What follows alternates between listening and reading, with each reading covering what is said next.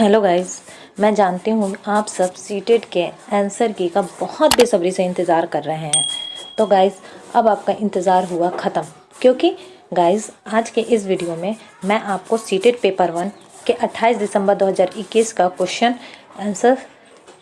Question and answer discuss करवाऊंगी, जिससे आप अपना आंसर सही मिलाकर अपने आंसर को चेक कर सकते हैं। तो गाइस, अब हम 28 दिसंबर 2021 के फर्स्ट शिफ्ट के सीडीपी के क्वेश्चन आंसर डिस्कस करेंगे। तो गाइस, बढ़ते हैं अपने क्वेश्चन एंड आंसर की तरफ। तो गाइस, आज के सीडीपी पेपर 1 का के स्क्रीन पे है, चलिए अब इसे पढ़ते हैं। तो फर्स्ट क्वेश्चन है, प्रतिभाशाली विद्यार्थियों को पढ़ाने के लिए शिक्षक को क्या करना चाहिए। तो प्रतिभाशाली विद्यार्थियों को पढ़ाने के लिए शिक्षक को क्या करना चाहिए, तो इस ऑप्शन को हम पढ़ते हैं। तो पहला ऑप्शन है, अन्य विद्यार्थियों से अलग उसके पृथक रूप से पहचानने पर जोर देना चाहिए। तो जोर बिल्कुल नहीं देना चाहिए। उन्हें बाह प्रतितोषक देकर अभिप्रेरित करना चाहिए, ये भी नहीं होगा। उन्हें स्वेच्छा से चयन किए गए उच्च स्तरीय और मौलिक पाठ्य सामग्रियों को पढ़ाने के लिए प्रोत्साहित करना चाहिए। तो बिल्कुल सही आंसर है, क्योंकि बच्चों को प्रोत्साहित करना चाहिए। तो हमारा चलिए इस पे हम थर्ड नंबर पे टिक कर देते हैं। थर्ड, चलिए अब सेकंड क्वेश्चन को पढ़ते हैं। रमन कक्षा 4 में पढ़ता है, उसे कम दिखता है तथा उसे पाठ्य पुस्तक से पढ़ने तथा कार्य करने में कठिनाइयाँ होती है। उसके अध्यापक को क्या करना चाहिए। तो फर्स्ट, इसका सेकेंड क्वेश्चन का सही आंसर होगा फर्स्ट ऑप्शन, उसे पाठ्य पुस्तक के पाठों की रिकॉर्डिंग उपलब्ध करानी चाहिए। तो अब बढ़ते हैं थर्ड क्वेश्चन की तरफ। थर्ड क्वेश्चन है, वंचित पृष्ठभूमि से आने वाले बच्चों के अधिगम एवं विकास के संदर्भ में कौन सा कारक संभावित जोखिम वाला, इसमें जोखिम वाला पूछ रहा है। तो थर्ड क्वेश्चन का सही आंसर होगा फर्स्ट, अध्यापकों की उनकी क्षमताओं के बारे में नकारात्मक सोच और उनके प्रति बहुत कम अपेक्षाएं, जो कि थोड़ा सा जोखिम वाला कार्य है। बट थर्ड क्वेश्चन का सही आंसर फर्स्ट होगा। चलिए अब आगे बढ़ते हैं फोर्थ क्वेश्चन की तरफ। तो फोर्थ क्वेश्चन है, जिन पियाजे के अनुसार बच्चे द्वारा संरक्षण संबंधी समस्याओं का समाधान निकालने की योग्यता तार्किकता के किन आधारभूत पहलुओं पर निर्भर करता है। तो फोर्थ क्वेश्चन का सही आंसर होगा सेकेंड नंबर क्वेश्चन, विकेंद्रीकरण एवं प्रतिवर्तीता। अब चलिए बढ़ते हैं फिफ्थ क्वेश्चन की तरफ। फिफ्थ क्वेश्चन है, निम्नलिखित में से कौन सा कक्षा में सामाजिक भावात्मक अधिगम को समतुल्य करता है। तो इस क्वेश्चन का सही ऑप्शन है ऑप्शन नंबर फर्स्ट, तदानुभूति रखने एवं बात सुनने वाले अध्यापक, जो कि एकदम परफेक्ट आंसर है। अब चलते हैं क्वेश्चन नंबर 6 क्वेश्चन है, बहुआयामी बुद्धि का सिद्धांत किसके द्वारा दिया गया था। तो इसका सही ऑप्शन होगा थर्ड, हार्वर्ड गार्डनर। अब चलते हैं 7 क्वेश्चन की तरफ। अनीता ने रसीम का कलम ले लिया और प्रतिशोध में रसीम ने अनीता का भोजन खा लिया। पूजा यह सब देख रही थी, किंतु उसने अध्यापिका को सूचित नहीं किया, क्योंकि दोनों ने एक दूसरे से बदला ले लिया था। लॉरेंस कोल्हव के अनुसार पूजा नैतिक विकास की कौन सी अवस्था में है। तो इस क्वेश्चन का सही ऑप्शन होगा ऑप्शन नंबर थर्ड, दंड और आज्ञा पालन उन्मुखीकरण। अब चलते हैं क्वेश्चन नंबर 8 क्वेश्चन है, मीरा विद्यालय के बाद गिटार का अभ्यास करती है। वह इस कार्य से प्रेम करती है और यह उसे संतुष्टि देता है, यह क्या दर्शाता है। तो इसका सही ऑप्शन होगा आंतरिक प्रेरणा। अब चलते हैं क्वेश्चन नंबर 9 पे। क्वेश्चन नंबर 9 है, आकलन का उद्देश्य क्या है। तो इसका सही ऑप्शन होगा 2, बच्चों को भययुक्त परिवेश में अध्ययन करने के लिए प्रेरित करना। अब चलते हैं 10 नंबर क्वेश्चन पे। 10 नंबर क्वेश्चन है, अकरम किसी एक ब्लॉक के समूह के साथ खेलते हुए स्वयं को निर्देश देता है। लेओ वाइगोस्की के सिद्धांत के अनुसार अकरम के इस वचन को क्या कहेंगे।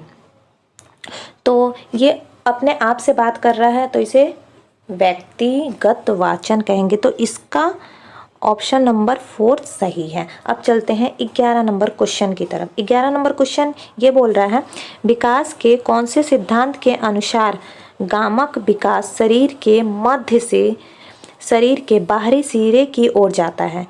तो इसका सही ऑप्शन होगा अधोगामी। तो अब बढ़ते हैं क्वेश्चन नंबर 12 की तरफ।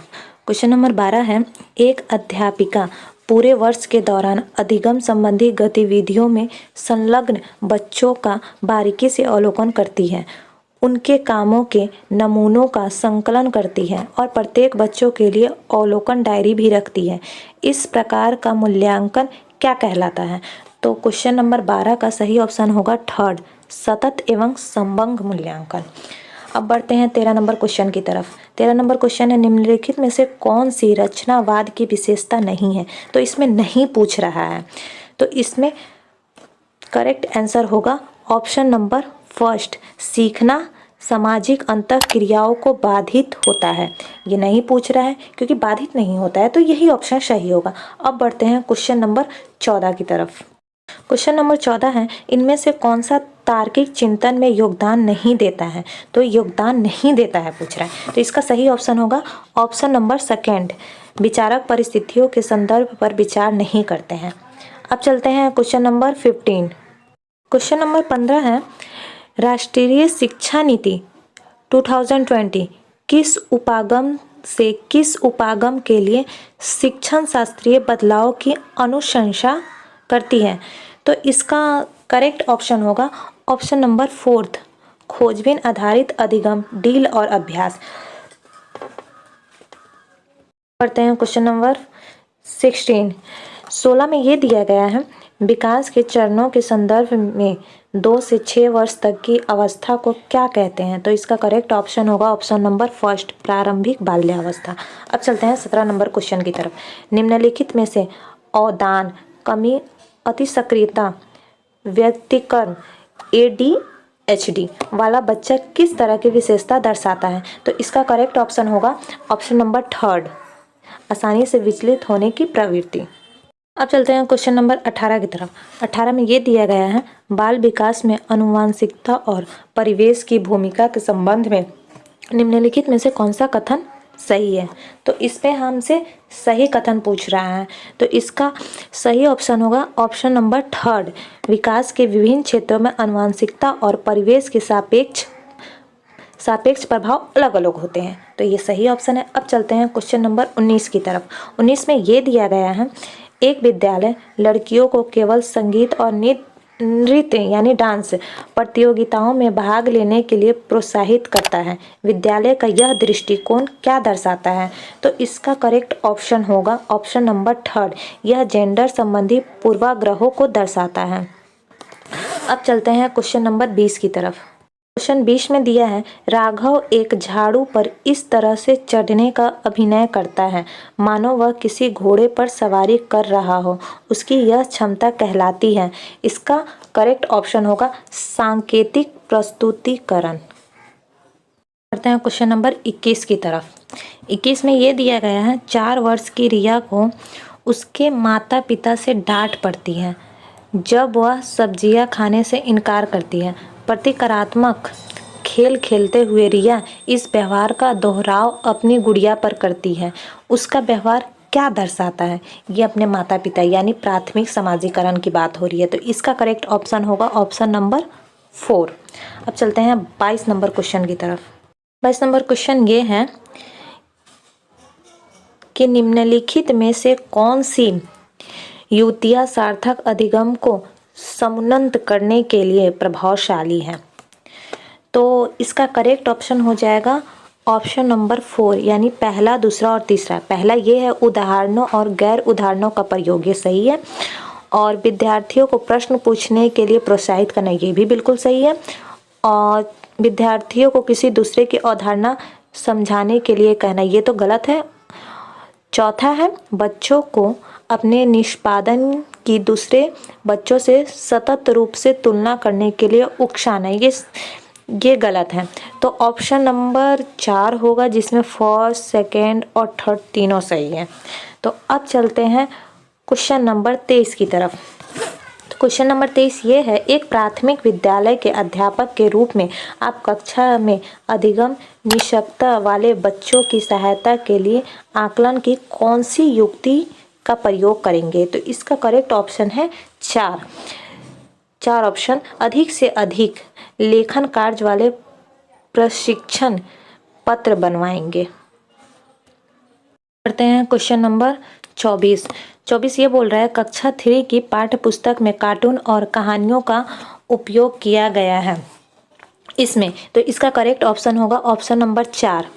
विषय वस्तु को बच्चों के लिए रोचक और अपने से जुड़ी लगने वाली बनाया जाता है, ये करेक्ट ऑप्शन है। अब चलते हैं क्वेश्चन नंबर 25 ये बोल रहा है, निम्नलिखित में से कौन से कारक अधिगम को प्रभावित करते हैं? अधिगम को प्रभावित करने वाले कारक।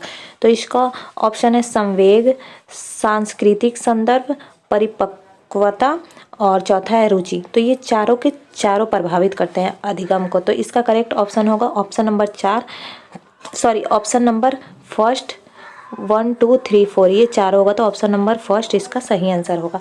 अब बढ़ते हैं क्वेश्चन नंबर 26 की तरफ। तो 26 ये बोल रहा है, अभिकथन ए में है, बच्चे भाषा को सीखने के लिए आनुवांशिक रूप से प्रवृत्त होते हैं एवं पर्यावरण इसमें कोई भूमिका नहीं निभाता है।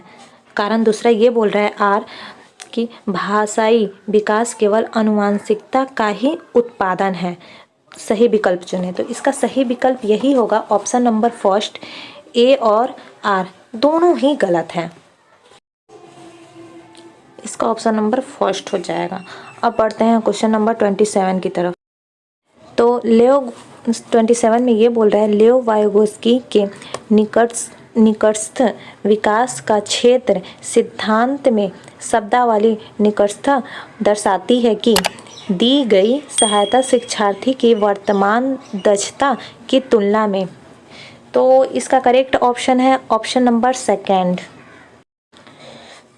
कुछ ऊपर है। अब चलते हैं क्वेश्चन नंबर 28 में ये बोल रहा है, अभिकथन जो दो दिया गया है उसमें ए अभिकथन है, अहमद प्रभावशाली समस्या समाधान को समतुल्य करने के लिए अपनी कक्षा के बच्चों को समानांतर रूप से सोचने के लिए कहता है। और दूसरा कारण बोल रहा है आर, बच्चे सार्थक तरीके से सीखते हैं जब अध्यापक उन्हें मौका देते हैं कि वे पहले से जो जानते हैं उससे संबंध बनाएं। तो इसका करेक्ट ऑप्शन होगा ऑप्शन नंबर 4। ए और आर दोनों सही हैं और आर सही व्याख्या करता है ए की। अब चलते हैं क्वेश्चन नंबर 29 पे ये बोल रहा है, विद्यार्थियों में पाई जाने वाली व्यक्तिगत विभिन्नताओं को संबोधित करने के लिए विद्यालयों को किस तरह की शिक्षा शास्त्रीय युक्तियाँ अपनानी चाहिए?